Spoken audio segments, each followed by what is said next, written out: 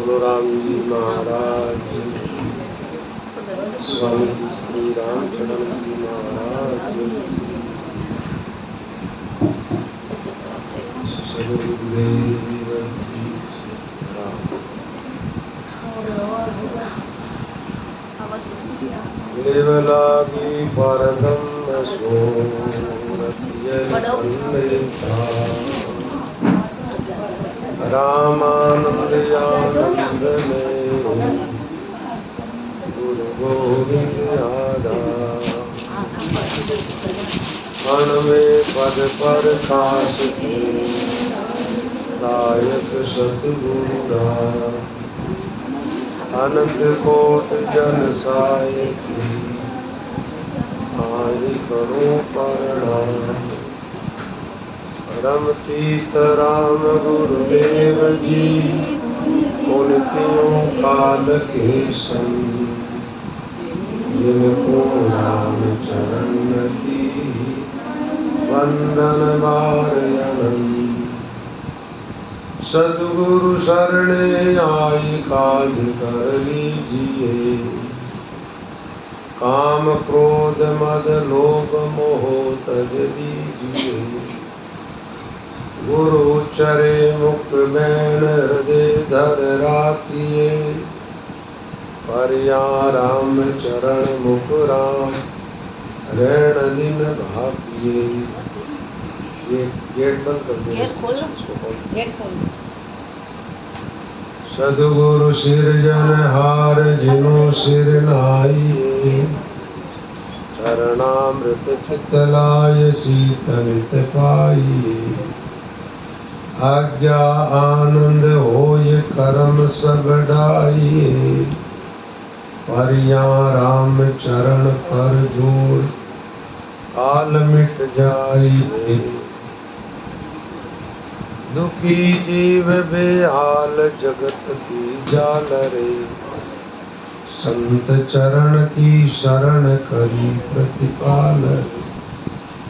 शीतल किया सुभाव धरा कर शीस रे, राम परिया राम चरण निज नाम दिया बख्शीस रे। ठीक है वृंद।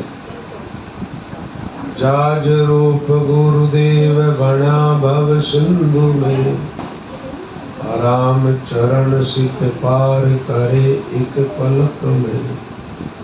नाम छाड़ संसार बह गया धार रे, परिया जिन पाया गुरु ज्ञान पहुँचिया पार रे।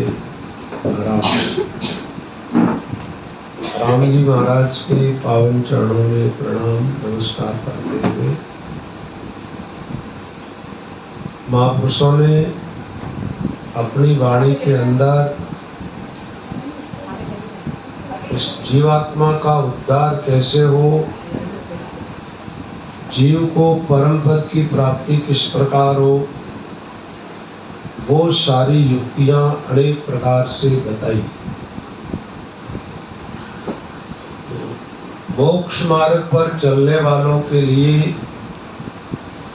सबसे पहला और उत्तम मार्ग जो है वो सद्गुरुदेव की शरणागति है। जब तक जीव सद्गुरु की शरण नहीं होता तब तक जीवात्मा की भक्ति आरंभ ही नहीं होती, भक्ति की शुरुआत ही नहीं होती। इसलिए महात्माओं की वाणियां देखोगे आप तो सबसे पहला अंग वाणी के अंदर है वो गुरुदेव का अंग है। जीव जब सद्गुरु की शरण होता है और गुरुदेव के द्वारा निज नाम की इसको प्राप्ति होती है और फिर उस नाम की साधना जब जीव को मिलती है तो जीव धीरे धीरे परमात्मा की तरफ बढ़ना शुरू हो जाता है। और सद्गुरु की शरण आने के बाद जीव काल के भय से हमेशा के लिए मुक्त हो जाता है। कुछ मिस्टेक हो रही।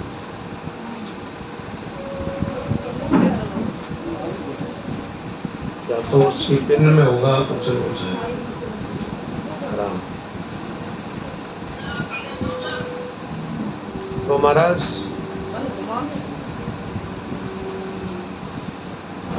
इधर घुमाओ, इस एंटीना बंद कर दो। हाँ, इसको बंद कर। राम राम, बस ठीक है। राम। महाराज फरमाते सदगुरु शरणे आय काज कर लीजिए। बोले मानव जीवन मिला है तो और काम में विलंब हो जाएगा तो चलेगा, लेकिन सदगुरु की शरणागत तुरंत होना चाहिए। सदगुरु शरणे जाए काज कर लीजिए, एक ऐसा कबीर साहब का भजन है कि मानव तन मिला है तो गुरु महाराज की शरण में जाओ, विलंब मत करो, और विलंब करोगे तो अवसर तो जा रहा है। एक बात है, अपने देखते देखते अपनी जिंदगी इतनी निकल गई है, और अच्छा जीवन निकलने के बाद आप सावधान भी हो जाओगे, चेत भी जाओगे, तो बढ़िया जीवन था वो तो निकल गया, फिर भजन कैसे करोगे? देखो श्वासोश्वास जो भजन करने की युक्ति महात्माओं ने बताई है, युक्ति पूर्वक साधना करनी है तो शरीर ठीक होगा तभी होगा वो। और शरीर जब बेकार हो जाता है उसके बाद भगवान का नाम आप ले सकते हो, लेकिन जो वाणी जी के अंदर कहा गया पद्मासन निश्चल मन किया, नासा निरत धार कर लिया, तो आसन लगा करके बैठने की बात आएगी तो शरीर साथ नहीं दे रहा है तो आसन लगा करके आप कैसे बैठोगे? पद्मासन की बात छोड़ो, एक अवस्था निकलने के बाद सुखासन में भी आराम से आदमी ज्यादा लंबी टाइम तक नहीं बैठ सकता। तो साधना करनी है तो अच्छा समय अपने पास में है, उस समय कर लेना चाहिए। जब सत्संग में बैठो, जब आपको होश आए, उसी समय आप गुरु महाराज की शरण में पहुंच जाओ और भजन साधन में लग जाओ। और गाफिल में ही पूरी जिंदगी बीत गई तो होगा क्या? अंत में पश्चाताप करना पड़ेगा। अंत काल में रोवण लागो जीव पचे पिस्तायो, नरदे पाई नामनी लीनो मूर्ख मूल ठगायो। पहले जीवात्मा गुरु की शरण होता है, उसके बाद परमात्मा की शरणागति मिलती है। जब तक सदगुरु की शरणागत नहीं होगा तब तक उसको ईश्वर की शरणागति नहीं मिल सकती। भगवान ने गीता में कहा तो है, सर्वधर्मान परित्यज्य मामेकम शरणं व्रज। लेकिन अविद्या के अंदर पड़ा हुआ जीव, मोहजाल में फंसा हुआ जीव, परमात्मा की जो माया है उसका प्रभाव 3 लोक और 14 भवन तक है। और माया के लिए भगवान स्वयं कहते, देवी ये सा गुणमयी मम माया दुरत्यया, मामेव ये प्रपद्यन्ते माया मेतां तरन्ति ते। ये त्रिगुणमयी मेरी जो माया है ये देवी है, और इससे पार होना बड़ा कठिन है। तो जो जीव सदगुरु की शरण हो जाता है, सदगुरु कृपा करके क्या करते, जीवात्मा का ईश्वर के साथ संबंध जोड़ते, ब्रह्म संबंध करवाते, राम से संबंध करवाते। गुरु बताते हैं कि तुम राम के अंश हो, तुम्हारी उत्पत्ति राम से हुई है, तुम्हारा आराध्य राम है। और आप लोग कई बार पाठ करते हो, जब बोलते भी हो, माता रामो मत पिता रामचंद्र। ये श्लोक किसी को याद नहीं भी होगा तो ये तो करीब करीब लोगों को याद है, त्वमेव माता च पिता त्वमेव। तो ये बात हमारी समझ में कब आएगी? जब तक हम शरीर तक सीमित रहेंगे तब तक तो ये बात समझ में नहीं आएगी। जब आप थोड़ा सा अपने आत्मा को समझ पाओगे तो ईश्वर का अंश आत्मा का पिता है परमात्मा। शरीर के पिता तो यहाँ आप लोगों ने देखा है, जिसका आप नाम लेते हो, जिस माँ बाप से आपका शरीर उत्पन्न हुआ है वो इस शरीर के माता पिता है। लेकिन शरीर के भीतर जो आत्मा है, चैतन्य तत्व है, उस चैतन्य आत्मा का पिता परमात्मा है। तो ये बात समझ में आएगी कि जब आत्मा का पिता परमात्मा है तो समझ में आते ही क्या होता है, हमारा एक संबंध जुड़ता है। किसके साथ? राम जी के साथ। और सदगुरु का एक ही काम है, जीव का ब्रह्म संबंध करवाना, आत्म संबंध परमात्मा से करवाना। जब संबंध परमात्मा के साथ हो जाता है, भगवान को जब अपन अपना मानने लगते हैं तो भगवान के प्रति अपने दिल में प्रेम प्रकट हो जाता है। और भगवान के प्रति जो प्रेम प्रकट होता है उसी का नाम भक्ति है। ये रटन विद्या का नाम, क्रियात्मक साधन का नाम भक्ति नहीं है। बिना प्रेम आप भजन करते हो, विशेष लाभ नहीं होता है। और प्रेम पूर्वक थोड़ी देर के लिए भी भजन करते हो, बड़ा भारी लाभ होता है। भगवान तो कहते हैं तेषाम सतत युक्तानाम भजताम प्रीति पूर्वकम ददामि बुद्धि योगम तम येन मामुपयान्ति ते।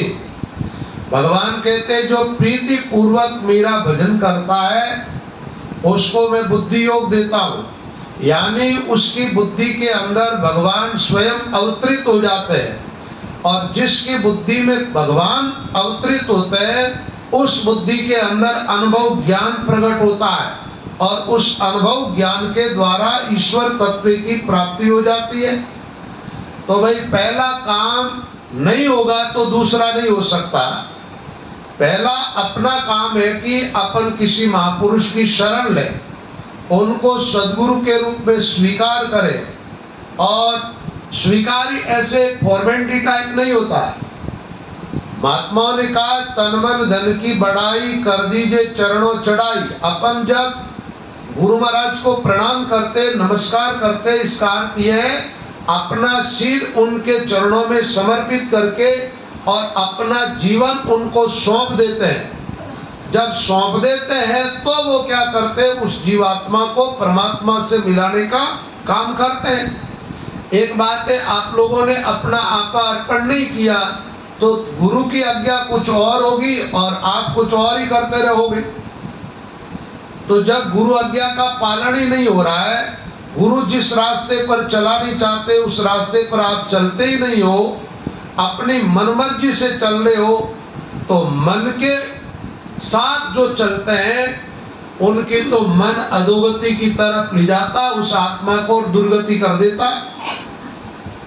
और मन से जो उल्टा चलते हैं, वाणी जी के अंदर मन खंडन एक ग्रंथ है जिसके अंदर मनोवृत्ति का दो नाम रखा, एक प्रकृति मन और एक निज मन। निज मन यानी निज नाम आत्मा का है, अपनी आत्मा की पक्ष में लगा हुआ मन, आत्म कल्याण के लिए लगा हुआ मन, जो भजन में लगा हुआ है, पाठ पूजा में लगा हुआ है, सत्संग में लगा हुआ है, सत्कर्म में लगा हुआ, उस मन का नाम क्या है?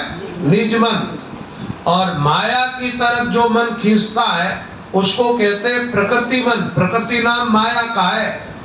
और ये प्रकृति जो है इसके साथ इसके तीन गुण है। फिर ये मन क्या करता है, उन गुणों का संग करके और आत्मा को सत असत योनियों के अंदर भटकाता है। तो गुरु क्या करते हैं, प्रकृति मन जो है उसको फिर घेर निज मन घर लावे और गुण इंद्रिया की वृत्ति जिसी संतन मुख गावे।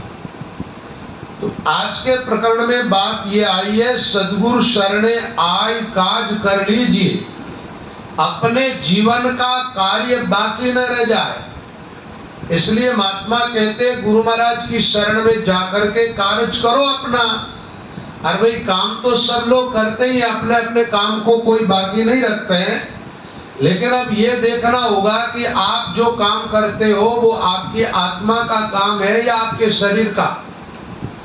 आप जो घरों के अंदर झाड़ू लगाते हो, पोछा लगाते हो, रोटी बनाते हो, कपड़ा धोते हो, स्नान इत्यादि करते हो, या कोई आदमी ऑफिस जा रहा है धन कमाने के लिए या व्यवहार के अंदर आप चल रहे हो, ये काम तो आपकी आत्मा का कार्य नहीं है, ये कार्य तो शरीर का है।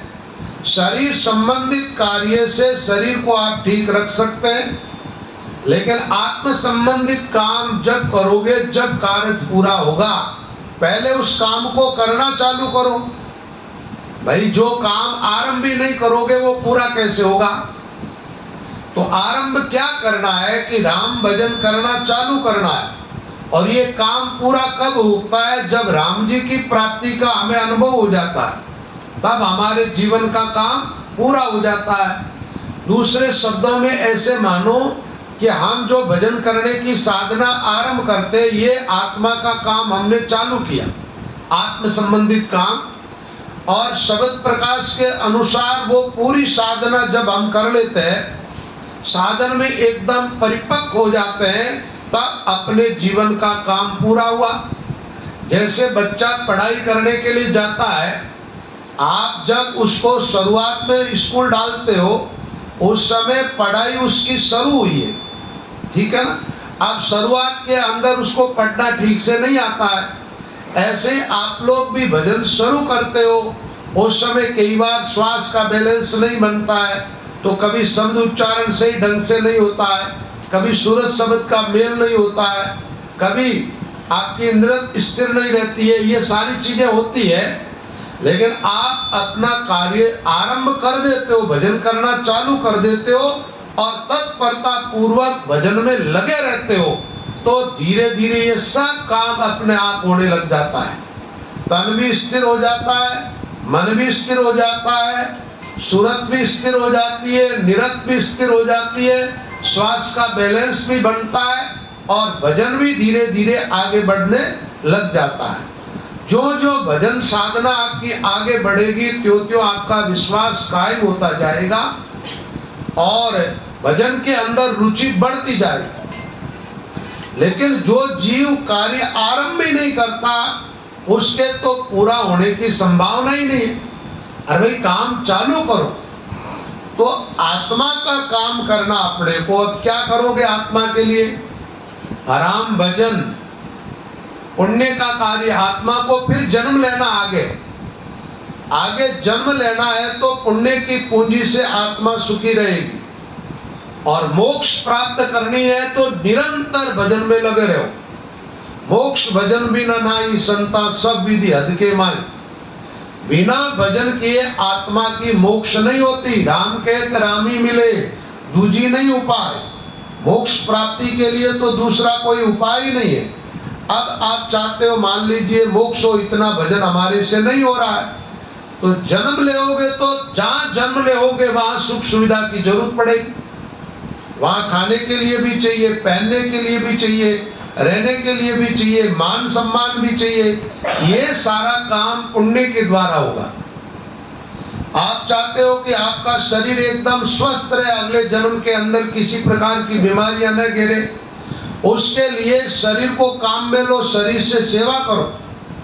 दूसरों की सेवा में जिसका शरीर लगता है, जब तक स्वस्थ हो, शरीर एकदम ठीक है, तब तक आपका जहाँ कर्तव्य बनता है, कर्तव्य रूप में सेवा करते जाओ। और एक बात है, अपने घर तक अपनी सेवा को सीमित मत रखो। जहाँ आप रहते हो, आपके अड़ोस में, पड़ोस में, मोहल्ला में कोई भी दुखी हो, परेशान हो, तो उसके काम आ जाया करो। तो जो लोग शरीर से सेवा करेंगे, अगले जन्म में वो स्वस्थ रहेंगे। जो पुण्य करेंगे, अगले जन्म में वो धनवान रहेंगे, सुखी रहेंगे, और भजन करेंगे, उनकी मोक्ष होगी। मोक्ष भजन बिना नहीं। सबसे उत्तम और उच्च कोटि का काम है वो तो है राम भजन। दूसरे नंबर का कार्य है पुण्य, और तीसरे नंबर का सेवा। लेकिन अब बात ये हो जाती है, आलसी है, प्रमादी है, वो लोग सेवा नहीं कर सकते। आलस में पड़े रहेंगे, लेकिन शरीर को काम में नहीं लेंगे, और लेंगे तो केवल अपने स्वार्थ के लिए, शरीर के ऐश आराम के लिए काम करेंगे। अरे भाई, सुख भोगने वाले तो अपना पुण्य नष्ट करते हैं। इसलिए अपने सुख का त्याग करके और अपने द्वारा दूसरों को सुख मिले, ऐसा प्रयास करना चाहिए। आलसी सेवा नहीं करते, और कृपण लोग पुण्य का काम नहीं करते। आलसी सेवा नहीं करते और कृपण पुण्य का काम नहीं करते, और मूर्ख लोग भजन नहीं करते। मूर्खता मिटाना है तो आपको सत्संग में बैठना होगा, भजन का महत्व समझना होगा। उससे बड़ा और कोई मूर्ख नहीं हो सकता कि मानव जीवन जिसको मिला है, सब कामों में चतुर है आदमी और भजन नहीं करता। अब भजन नहीं करेगा तो दूसरा काम क्या आएगा आत्मा की?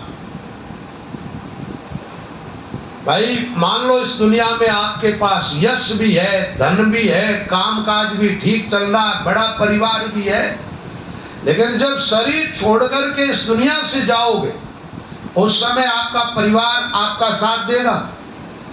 ये बड़े बड़े बंगलों में रहते हो, ये बंगले आपके साथ रहेंगे? पूंजी जुटाई आपने, वो आपके साथ में रहेगी? बड़ा परिवार और ये जो कोई बड़ा पद आदि मिला हुआ तो वो साथ रहेगा? कुछ भी साथ नहीं रहेगा।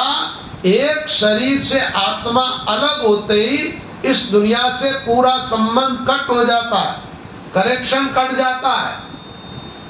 आपके लिए दुनिया प्रलय हो गई, आप जाओ, जैसे कर्म थे उन कर्मों का फल आत्मा को भोगना पड़ेगा, और आगे कहीं पर जन्मेगी तो एक नई दुनिया और बन जाएगी इसकी, वो भी रहेगी नहीं, उसको भी छोड़ना पड़ेगा। ऐसा क्रम ये निरंतर चलता रहता है। इसलिए भाई लोगों, सावधान होकर के अपने आत्मा का कार्य अपने को करना।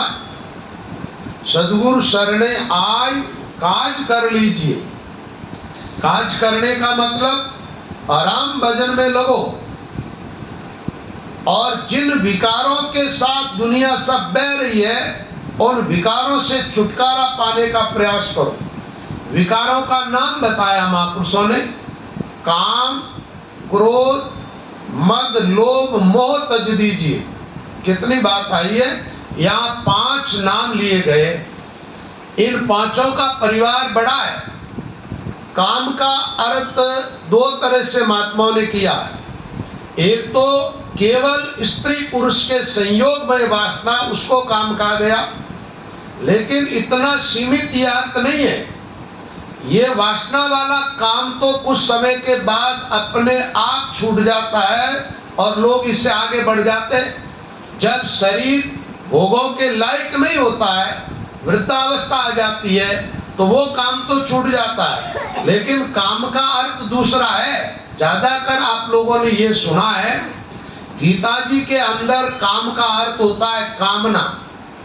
जो आदमी मरता है तब तक पीछा नहीं छोड़ती कामना। कामना हमेशा नवीन रूप लेकर के आती है। जैसे मान लो आज आपके जीवन में कोई चीज पाने की चाह जगी, ये जो चाह जगी इसका नाम है कामना। अब वो वस्तु प्राप्त होने पर ये कामना मिटेगी नहीं। जिस वस्तु की आपको कामना जगी, वो वस्तु आपको प्राप्त हो गई। अब कामना एक नया रूप लेकर के आएगी, दूसरी वस्तु की चाह करेगी। ऐसे आदमी मरता है तब तक कामना इसका पीछा छोड़ती नहीं है, और कामना जब तक है तब तक भजन में लगना मुश्किल। इसलिए महात्माओं ने कहा, दूजी आशा सकल बुहारी, तब राम नाम में सुरती ठहरी। अन्य आशाएं, कामनाएं जो है, इनका त्याग करो। और त्याग ही होता, पूर्ति तो होती नहीं है भाई। ये कामना एक ऐसी आग है जिसके अंदर जैसे कोई आग लगा दी जाए और थोड़ी थोड़ी लकड़ियां और घी उसमें डालते जाओ, 1000 वर्ष बीतेंगे तब तक वो आग ठंडी नहीं हो सकती। और उसमें ईंधन डालना बंद कर दो, घी डालना, लकड़ियां डालना बंद करो। बंद करने के बाद वो आग अपने आप बुझ जाएगी, शांत हो जाएगी। तो नई कामना जगाओ मत। जीवन में जो कुछ मिला हुआ है उसके अंदर संतोष करो। देखो, जीवन निर्वाह तो थोड़े से सामान से और छोटे से मकान में आराम से हो जाता, और कामनाओं की जहां बात करते, इसका तो महाराज कोई अंत ही नहीं है। तो महापुरुष फरमाते, काम और काम का बेटा है क्रोध। अपने जीवन में कोई कामना जगी, जैसे मान लीजिए व्यवहार के अंदर आपके मन में कोई कामना जगी, कोई कपड़े की, कोई आभूषण की, कुछ किसी भी चीज की, और आपका पति दिलाता नहीं है तो आपको उस पर क्रोध आ जाता है। काम ऐसी चीज है कि जो चीज हम पानी चाहते हैं उसमें कोई बाधक बनता है, तुरंत क्रोध उत्पन्न होता है। तो काम का बेटा कौन है? क्रोध। गीता जी के अंदर दूसरे अध्याय में 2 श्लोकों के अंदर ये बात बड़ी युक्ति से भगवान ने कही। ध्यायतो विषयान पुंसः संगस्ते सुपजायते संगा सज्जायते काम कामात् क्रोधो विजायते क्रोधात् भवति सम्मोह सम्मोहात् स्मृति विभ्रम स्मृति भ्रंशात् बुद्धिनाशो बुद्धिनाशात् प्रणश्यति। अब ये कामना जो जगती है ना, ये देखा देखी जगती है। देखा देखी कैसे कि किसी के पास में है, अपने पास में नहीं है, तो अपन पाने की चाह करते हैं। उसका ध्यान हुआ पहले, तो किसी चीज को देखा उसका, और फिर वो कामना जगी। कामना में बाधा आई तो क्या आ गया? कामात् क्रोधो विजायते। अच्छा, क्रोध से क्या होता?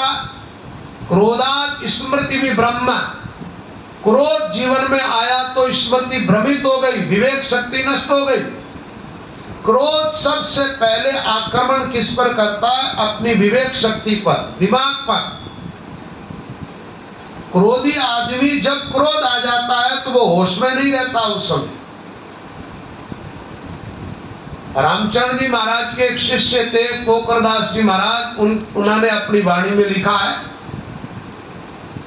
और महाराज ने भी कई जगह लिखा है, क्रोध उदय होई विरोध उपावत बुद्धि विवेक सबे विसरावे मात पिता गुरु संकन मानत लाज धर्म दोहु छिटकावे आप मरे पुनि मारत और को होई निरत तमोगुण छावे पोकर राम चरण कहे गुरु क्रोध चांडाल ये नरक पटावे।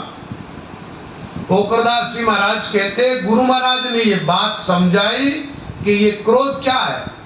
क्रोध जब उत्पन्न होता है तो विरोध पैदा करता है। क्रोध उदय होई विरोध उपावत, और बुद्धि विवेक सबे विसरावे। विवेकवती जो बुद्धि है, उस बुद्धि को ये आच्छादित करता है, ढक देता है, आवृत कर देता है, दबोच देता है। फिर आदमी का विवेक काम नहीं करता। बुद्धि विवेक सबे विसरावे मात पिता गुरु संकन मानत।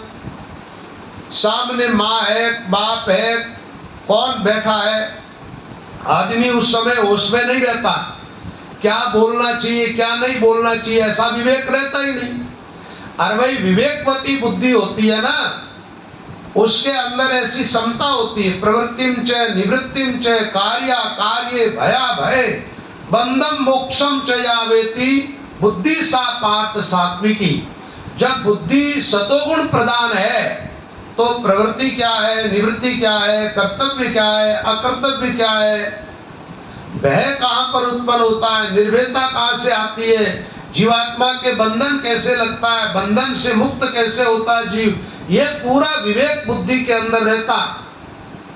लेकिन जब तमोगुण छा जाता बुद्धि पर, तब क्या होता है? अधर्मम धर्मिति या मन्यते तमसावृता।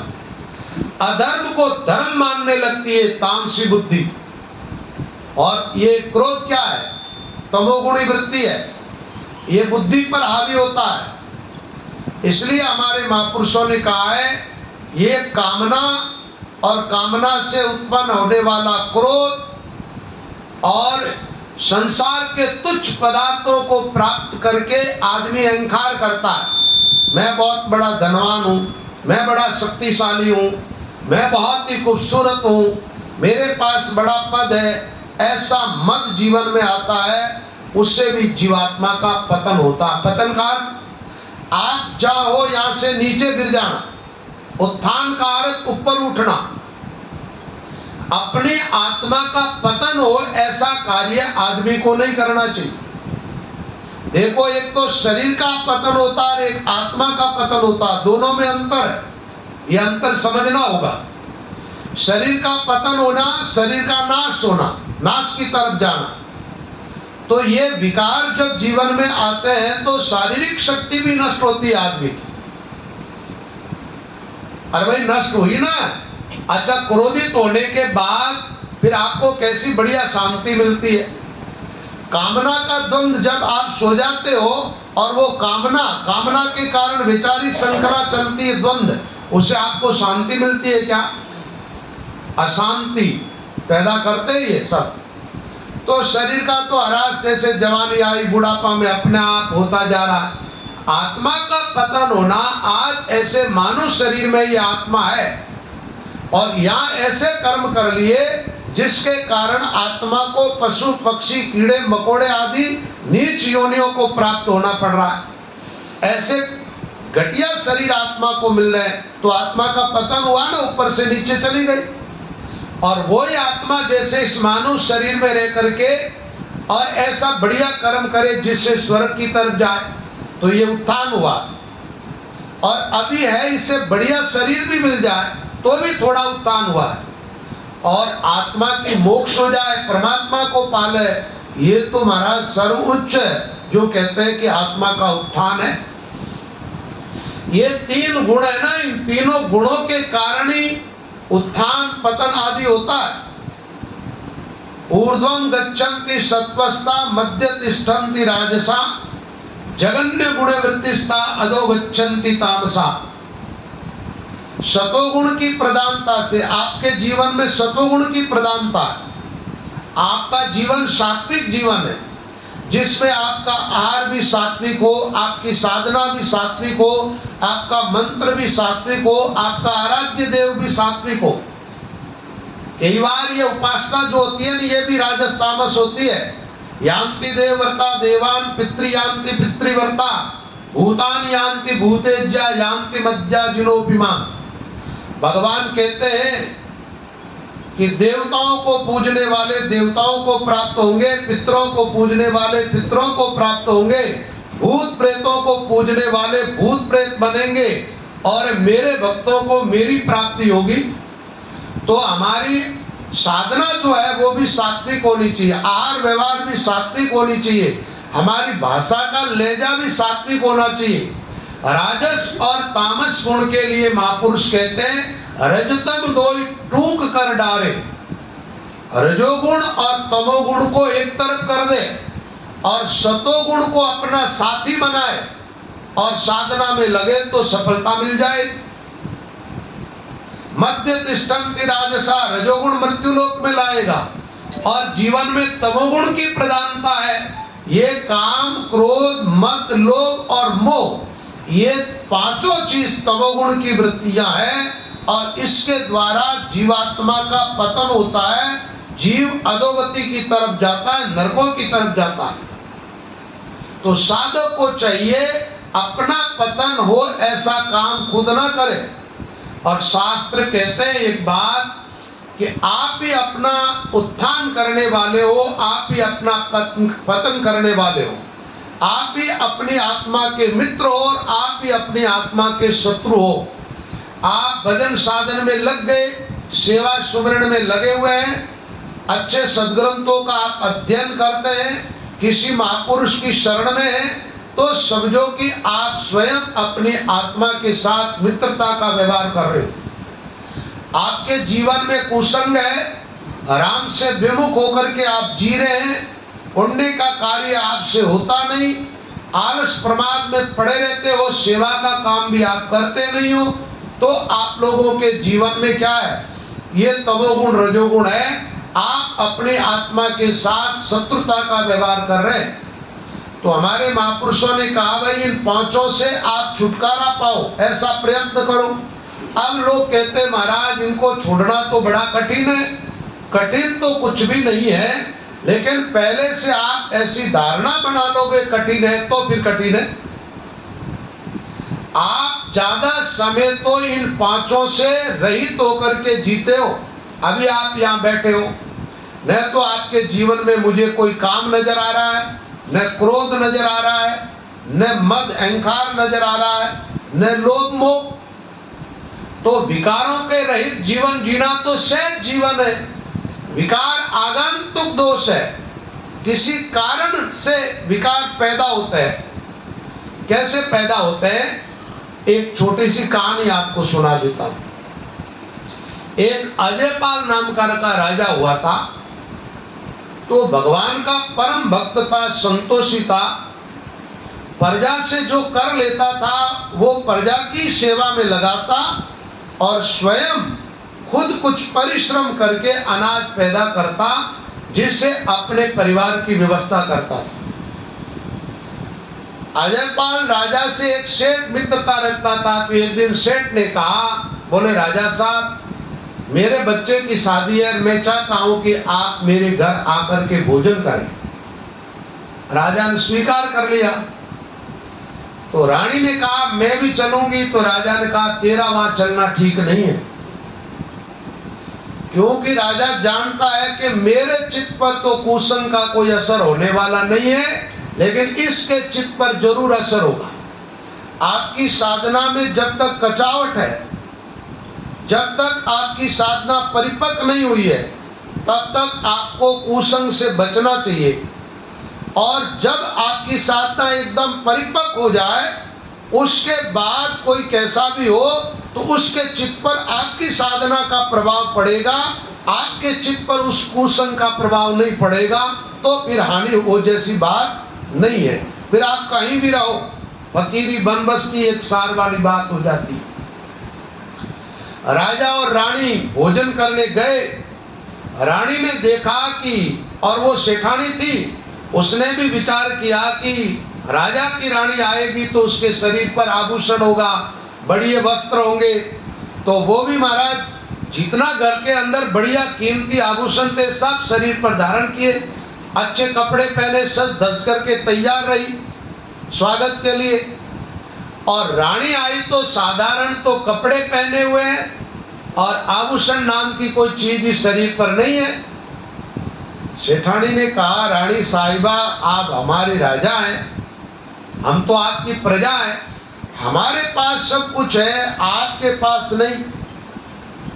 आप कम से कम विवाह शादी में आए हो तो अच्छे कपड़े, अच्छे आभूषण धारण करके आते। रानी ने उस टाइम तो जवाब नहीं दिया, भोजन कर लिया, चले गए। घर जाने के बाद राजा से कहा महाराज मेरे को भी आभूषण चाहिए और ऐसे बढ़िया कपड़े। ये किसका असर हुआ? उसको कुसंग समझो आप। ये दुनिया की जो चकाचौंध है ना, चौंध, जिसके अंदर बहुत सारे लोग पीछे जा रहे हैं, आपको पता चलता। जैसे एक आदमी ने मान लो बच्ची की शादी में 1 करोड़ रुपये खर्च किए, अब दूसरे की पहुंच तो है नहीं उतने रुपये खर्च करने की, उसके बावजूद होड़ा ओढ़ चल रहे हैं, तो पीछे जा रहे हैं। और ये कुसंग का असर हो रहा है। नहीं तो अपनी क्षमता है उसके अनुसार चलना चाहिए। जितनी होवे गुदड़ी इतना पाव पसार। अब दुनिया में एक एक से बढ़ करके बैठे हैं, अपने से छोटे लोगों को देख करके, और जीवन में संतोष रखना चाहिए तो सुखी रहोगे। अब राजा ने विचार किया जब मेरी पत्नी की चाह जगी है तो फर्ज बनता है पति का। उन्होंने पहले तो समझाया अपन भगवान का भजन करते हैं, भक्त हैं, और अपने को संतोष धारण करके भजन करना चाहिए, उनकी तरफ ध्यान नहीं महाराज आभूषण तो चाहिए। तो रावण को एक पत्र लिखा उसने कि भाई तेरे पास सोना बहुत है और मेरी पत्नी की इच्छा है तो तुम सोना भेजो। वो रहता था अजमेर में, पुष्कर के पास, अजयपाल। रावण के पास वो चिट्ठी पहुंची तो रावण हंसने लगा, मुझसे और कर, सारी दुनिया से देवता तक मेरे अधीन है, सबसे कर मैं लेता हूं। तो जब वो जो लेके गया ना पत्र, उसने कहा कि महाराज वो बड़ा प्रभावशाली है, शक्तिशाली है, उनको आप साधारण मत समझना। कैसे मान ले? बोले आप एक अपनी लंका का नक्शा बनाओ। नक्शा बनाया और अजयपाल की आड़ दे करके वो एक लाइन खींची तो वो उधर से लंका का प्रभुटा गिर गया। फिर कहा देखो महाराज ये कबूतरे जो चुग रहे हैं ना, आण दिलाई कि आपको अजयपाल की आड़ है, कोई पक्षी चुगा नहीं चुगेंगे, सब रुक गए। एक कोई वो कबूतर होता है जो बैरी थी कबूतरी, वो रुकी नहीं तो महाराज सुदर्शन चक्र चला और उसकी गर्दन कट गई। रावण को बड़ा विचार आया कि इतना बड़ा प्रभावशाली आदमी जिसकी आंख चलती है, रावण की आंख दिलाई तो कोई पक्षियों पर असर नहीं हुआ। तो कहते लाख गयंदा भार लंकापति सोनो दीनो, उस अजयपाल के लिए रावण ने लाख हाथियों पर लाद करके सोना भेजा। ऐसा प्रभाव, मतलब इतना प्रभाव होते हुए सादगी में अपना जीवन जीना। मैं कहानी कथा तो बड़ी है, इसका सारांश ये समझानी चाह रहा था कि उस रानी ने उस सेठानी को देखा, देखने से क्या हुआ, मन में एक चाह जगी, कामना क्या, सोना पहनने की, अच्छे कपड़े पहनने की। ऐसा कुशन के द्वारा ऐसी चाह जगती है। तो अपने जीवन में कामना की आग भभके ऐसा कुछ देखना ही नहीं चाहिए, देखने पर भी संयम रखना चाहिए और ऐसी जगह जाना भी नहीं चाहिए जहां जाने से अपना अंतःकरण अपवित्र हो जाए, अंतःकरण के अंदर विकार जो है वो पनपने लगे। तो रामचंद्र जी महाराज ने वाणी जी में कहा है, सदगुरु शरणे जाय काज कर लीजिए। गुरु महाराज की शरण में जाकर के अपने जीवन का कार्य करो, भजन साधन में लगो और काम क्रोध मद लोभ मोह तज दीजिए। अब लोभ में और आप जो काम करके और धन कमाते हो इसमें अंतर क्या है? लोभ वो चीज है जो हमेशा संख्या गिनने में आनंद देती है, और एक आदमी मेहनत करके अपने परिवार का भरण पोषण कर रहा है, व्यवस्था कर रहा है, उसका नाम लोभ नहीं है। लोभ का अर्थ ये होता है अब इतना हो गया और हो जाए, जो 10 20 50 भये सत होई हजारत लाख मांगेगी, कोटि अरब खरब भये पृथ्वी पति होने की चाह जगेगी, स्वर्ग पातालों को राज मिले तृष्णा अधिकी अति आग जगेगी, सुंदर एक संतोष बिना सट तेरी तो भूख कदे न भगेगी। ये लोभ की भूख जो है ये कभी शांत नहीं होती है, इसलिए महापुरुष कहते हैं लोभ का त्याग करो। और पांचवी है चीज है मोह। मोह किसको लेकर के? मोह दो चीज को लेके होता है, प्राणी और पदार्थों को लेकर के। एक तो आपके पास जैसे मकान धन दौलत ये जड़ पदार्थ है ना, रुपये पैसे रत्न आभूषण इत्यादि धातुएं आदि, इनमें आदमी का मोह होता है।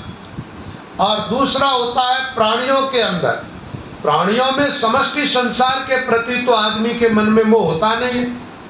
मोह होता है जितने से प्राणियों को वो अपना मानता, उनसे जिस परिवार को अपना अपना मानते उनसे अपना मोह होता है, और मोह जीवन में बंधन का कारण बनता है।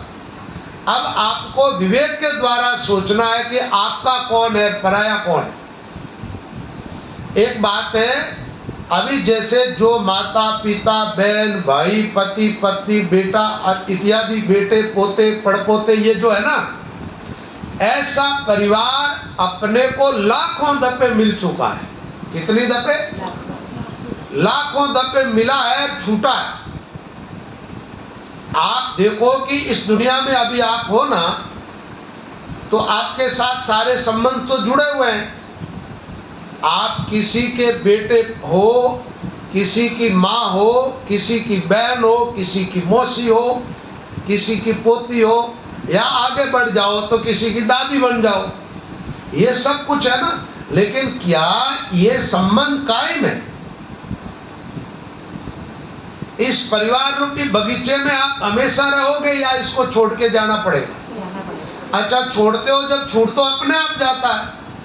और समझदारी के साथ छोड़ देते हो, ममता नहीं रखते हो, आसक्ति नहीं रखते हो, मोह नहीं रखोगे और रहोगे। रहना अलग चीज है और मोह रखना अलग चीज। मोह बंधन का कारण बनता है, और कभी परमात्मा का रचा हुआ संसार है, भगवान ने इसमें भेजा है, तो हम भी इसके अंदर रह रहे हैं। ये परिवार जितना ही मैं अपना मानता हूँ वो मेरा तो है नहीं, है तो सब भगवान के, लेकिन ये मुझे अपना मानते हैं तो दिखावटी में मैं भी इनको अपना मान लेता हूँ, ताकि अपना कोई नहीं। एक बात अपना होता है वो हमेशा अपने साथ रहता है, और अपने को बीच में धोखा देने वाला अपना कैसे हो सकता है? अच्छा, शरीर छोड़ने के बाद अपना साथ कौन देगा? कौन देगा भाई? भगवान। अच्छा, जिन लोगों से आप मोह करते हो वो कोई आपका सहयोग नहीं करेगा, तो फिर व्यर्थ में मोह क्यों करते हो? फिर परमात्मा के प्रति स्नेह करो, भगवान के प्रति अनुराग जगाओ। जब वही अंत में साथ देने वाला है, इनका साथ काम भी नहीं आता। अभी यहाँ है, मान लो साथ में आपके जीवन में तकलीफ हुई, सेवा कर सकते, भोगते तो आप ही, आपके बदले में तो कोई कुछ भोगता नहीं है। जैसे अच्छे बुरे दो तरह के भोग होते हैं, एक तो बढ़िया जैसे खाना पीना ऐसा आराम करना, वो अच्छे भोग भी आप ही अपना भोगते हो, और बुरे आ गए तो शरीर के अंदर कोई तकलीफ आई, परेशानी आई, रोटी खाना छूट गया, तो ये कौन भोगेगा? आप ही भोग रहे हो। पाप पुण्य का फल का भोगता स्वयं ही होता है, और अंत में यात्रा करते हो, अंतिम यात्रा जब भी क्या होता है? पाप पुण्य संग ले चलो और चाले लारो, पाप और पुण्य साथ में रहेगा। घर का पर का उबा दे के नहीं किसी को सारो, जब का दूध पकड़ ले जासी उनको मूंडो। तो कोई साथी है नहीं, फिर व्यर्थ में अपना मान मान के फंस रहे हो। मन में ये ठान लो कि इस दुनिया में अपना कोई नहीं, बहु परिवारो एक लो अंत ही उठ जानो, संग बढ़ाओ कोई नहीं घर दूर पयानो, जीवड़ा तेरो कौन संगाती रे, छोड़ चले गो बाबरे कुटुम कुल नाती रे। काय को पुरुष काय की नार, ओ तो दिवस संग चार चार, काय को पिता काय को पूत, जन्म जन्म को अड़ु जो सूत, जो सुन जावे सोई सुजान, मेरी मेरी करता तज दे प्राण। काय की माय काय की धीव, समझ देख मन अपनो जीव, अंत समय जम पहुंचाई, बाई पकड़ जम लिया जाए, या में है अपना कोई ना। लास्ट में कबीर साहब कहते हैं, हे अंगोरी भट झोकलीन, झूठी माया को संग कीन, इस बाजी को लके जो कोई, के कबीर जन भेदु सोई। परमात्मा ने कहा है, हंसा छोड़ो जगत व्यवहारा, निर्णय कर कर देख दीवाना कोई नहीं जग में थारा। महात्माओं ने कहा विवेक के द्वारा ज्ञान के द्वारा निर्णय करो, अपना कौन है? मैं तो मारे राम जी रा, राम जी हमारा, और ये हमारे पास है वो किसका है? तन भी तेरा मन भी तेरा, तेरा है पिंड प्राण, तू है मेरा मैं हूं तेरा, ये दादू का ज्ञान। दादू के भीतर ऐसा ज्ञान प्रकट हुआ तो दादू ने क्या माना? बोलिए तन, ये शरीर आपका बनाया हुआ, और इस शरीर बनने में जो मटेरियल लगा है वो भी सब आपका, तो तन किसका हुआ? आपका। भीतर मन की जो तरंगे हैं, मन बुद्धि आदि, ये मन भी आपका ही है। मेरा हो तो मैं आप में लगाऊं, आपका है। तन भी तेरा मन भी तेरा, तेरा है पिंड प्राण। इस पिंड में जो प्राण चल रहे वो किसके चलाए हुए? वही राम जी के।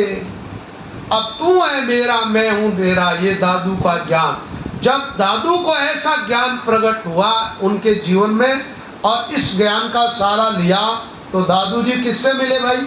शरीर छोड़ के राम जी से मिल गए, राम जी के साथ एक हो गए। और जो दुनिया को अपना मान के बैठा है, मैं हूं परिवार का, परिवार मेरा, उनको क्या मिलेगा? फिर जन्म होगा, जन्म होगा परिवार मिलेगा। लेकिन ये जरूरी नहीं है कि जन्म ऐसा ही हो, मानव का जीवन ही मिले ऐसा जरूरी नहीं है। मोहग्रस्त जीवात्मा कहीं भी जाके जन्मती है, और जहां जन्मेगी वहां परिवार होगा। कुतिया के पेट से जन्मे तो कुतिया माँ होगी, सूरड़ी के पेट से जन्मे को तो सूरड़ी माँ हुई। फिर माँ बाप कौन हो गए?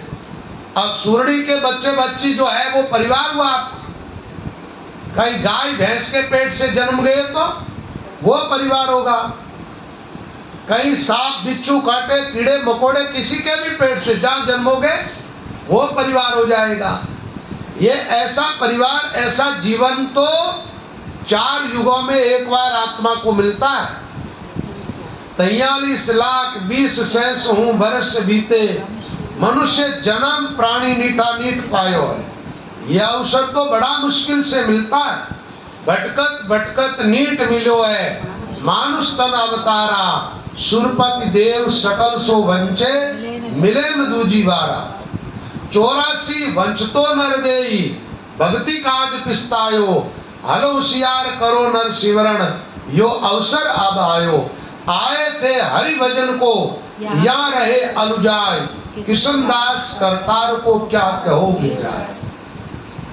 आए तो थे किस काम के लिए, और काम कुछ और ही करने लगे। भगवान से वादा किया था, हो प्रभु जी मानव तन दीजो, भरत खंड माई केवल भक्ति करा संत सेवा, और करा कचुनाई। देखो मना किया जीवात्मा ने, और कुछ नहीं करेंगे, केवल राम भजन करेंगे और भजन करने वाले महात्माओं की सेवा करेंगे। अब देखा जाए तो और काम तो सब हो रहा है, नहीं तो कोई संतों की सेवा में हम लगे हुए हैं और न राम जी का भजन कर रहे हैं। फिर आत्मा का उद्धार कैसे होगा भाई? तो बात यह है, मोह के बंधन को काटना। रामचंद्र जी महाराज अपने गुरु की महिमा करते हुए कहते हैं, वाह वाह सदगुरु की बलियारी, मोहा जाल सुलझाई आटी काटी विपत हमारी। इसका मतलब मोह के जाल में फंसे हुए है जीव है, वो बहुत बड़ी विपत्ति में पड़े हुए हैं। और उस विपत्ति का निवारण किसने किया? गुरु महाराज ने किया।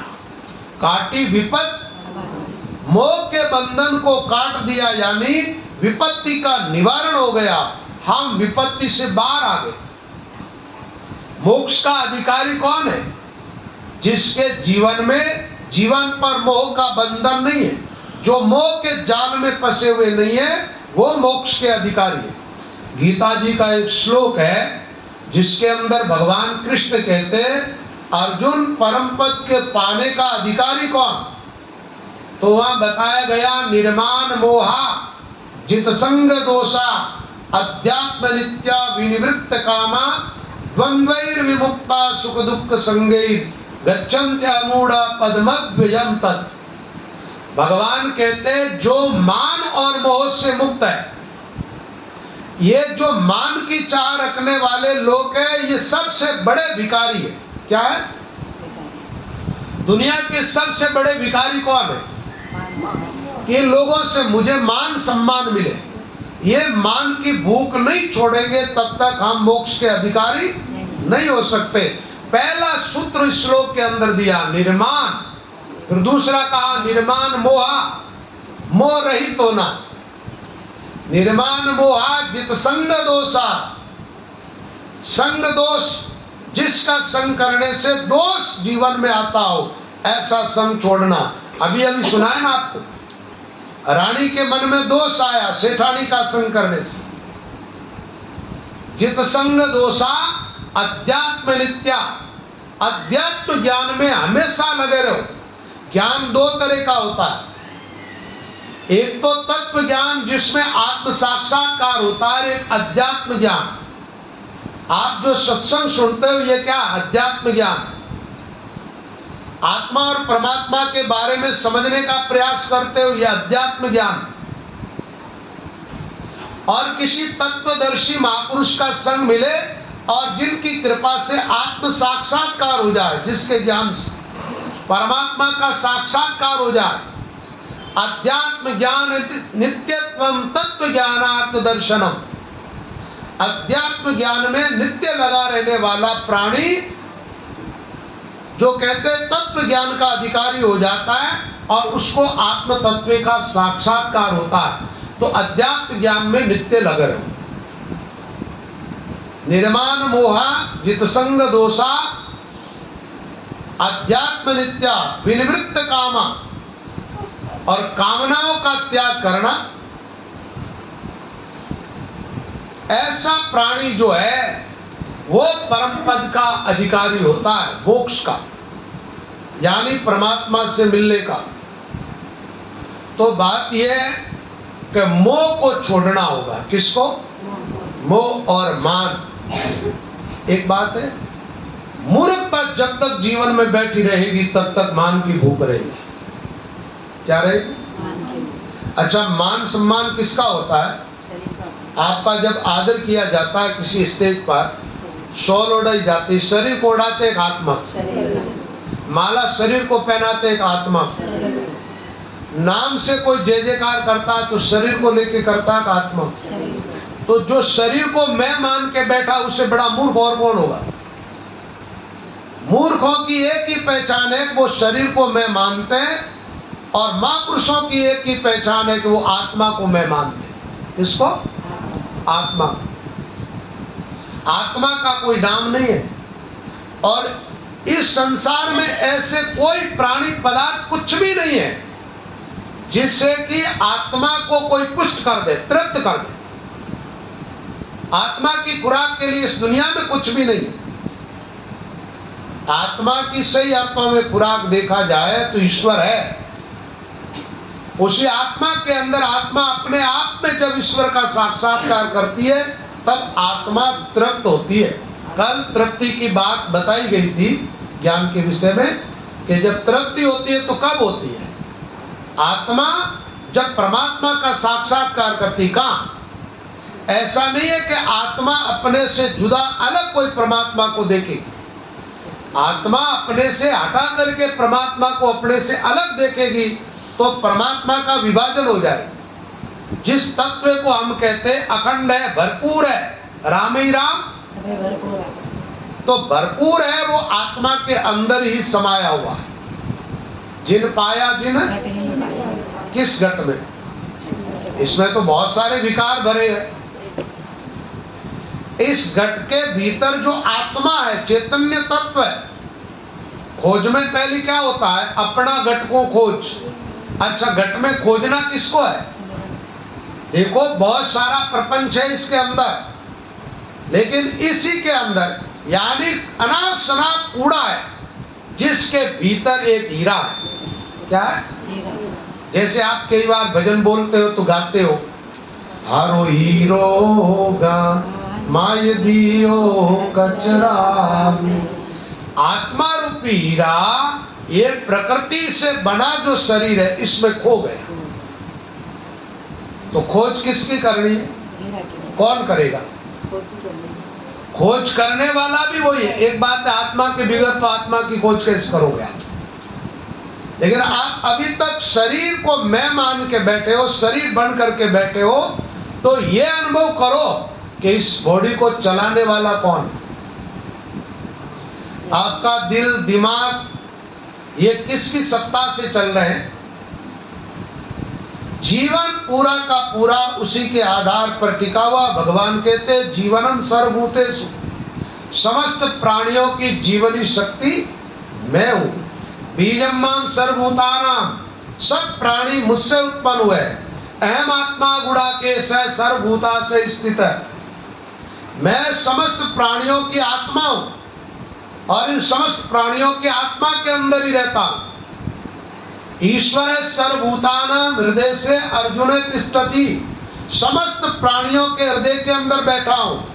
तो आदमी अपने आप में खोजेगा तो पाएगा, और अपने को छोड़ के बाहर भागेगा तो माया में बह जाएगा।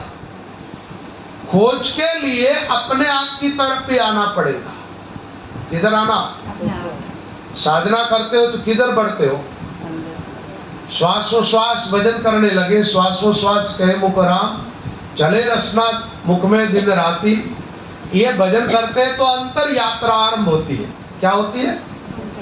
अंतर यात्रा। अच्छा, ये यात्रा पूरी कहाँ होती है? एक बात है, कंठस्थान में शब्द चल रहा है, यात्रा में चल रहे हो। हृदय में शब्द चल रहा है, यात्रा में चल रहे हो। नाभि में शब्द का अनुभव हो रहा है, रोम रोम में हो रहा है, फिर भी आपकी यात्रा है, चालू है। मेरुदंड में शब्द चल रहा है, यात्रा में चल रहे हो। त्रिकुटी में आए, यात्रा में हो। जान दिन त्रिकुटी छोड़िए ता दिन रतियन भेद। आत्मा और परमात्मा का जो भेद कब मिटेगा? त्रिकुटी से जब आगे निकलते हो, जब अधर में जाते हो तो शरीर के साक्षी बन जाते हो, दृष्टा। मुआ सो जीव तारे जारी लागा शब्द का बाण।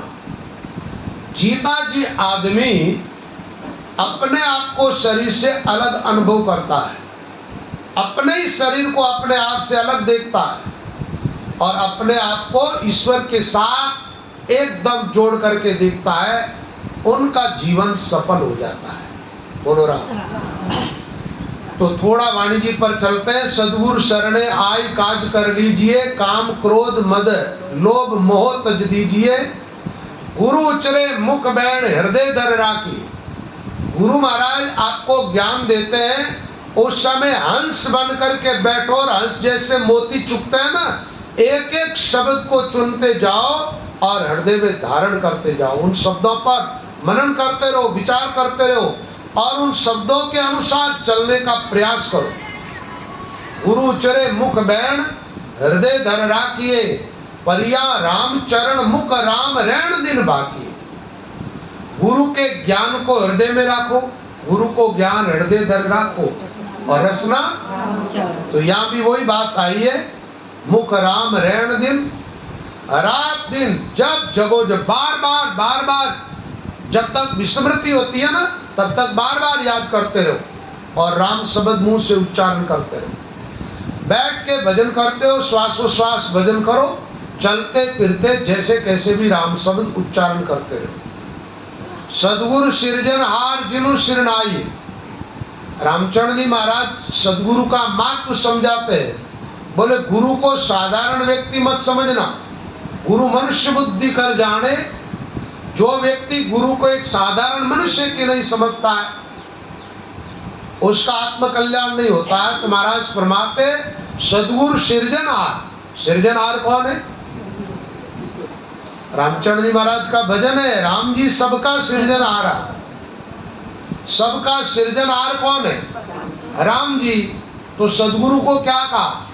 बोले राम रूप है गुरु। सदगुरु सृजनहार, उनको राम जी समझ करके, ईश्वर समझ करके, परमात्मा समझ करके और उनके चरणों में प्रणाम करना चाहिए। साकार रूप में ईश्वर है सदगुरु और निराकार रूप में ईश्वर है परमात्मा। साकार रूप में जो ईश्वर है वो आपकी अविद्या का निवारण करते हैं। साकार रूप में जो ईश्वर है वो आपके जीवन की अविद्या मिटा करके और आपको ईश्वर तक पहुंचने का रास्ता बताते, उस रास्ते पर चला करके आत्मा को राम जी से मिलाते हैं। इसलिए सदगुरु को क्या कहा? और वाणी जी में तो दूसरा शब्द भी आता, गुरु गोविंद से अधिका हुई या सुन रीस करो मत कोई। सदगुरु सृजनहार जिन्हों सिर आइए, उनके चरणों में अपना सिर झुकाना, प्रणाम करना। नमस्कार और प्रणाम का वाणी जी में बहुत महत्व है। आप किसी भी अंग को उठा करके पढ़ोगे तो नमस्कार की बात आएगी, सिर झुकाने की बात आएगी, प्रणाम करने की बात आएगी। चरणामृत चित लाई शीत नित पाई। अब यहाँ चरणामृत और शीत प्रसादी की बात आई। टाइम का 11 ऊपर हो गया, जड़ तो घड़ी हो गई। बोलो राम। चलो ठीक है। तो बात यह है, दो बात आई है।